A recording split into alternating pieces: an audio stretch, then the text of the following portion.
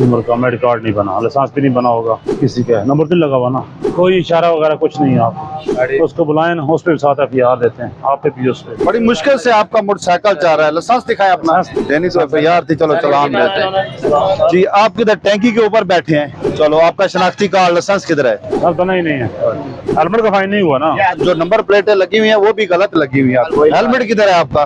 आपका driving licence, शनाख्ती card, helmet, आपके पास helmet है, शनाख्ती कार्ड, लाइसेंस, कॉपी, आपके कागजात किधर हैं? आपके कागजात किधर हैं? शनाख्ती कार्ड, कार्ड, लाइसेंस को चीज दे दे।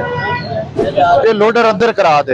हेलमेट का उधर कोई मकसद है? लाइसेंस दिखा दे। इसकी नंबर प्लेटें भी गैर नमूना है आपकी हैं, इसकी अपनी नंबर प्लेटें किधर हैं? फोटो कॉपी क्या हाल है?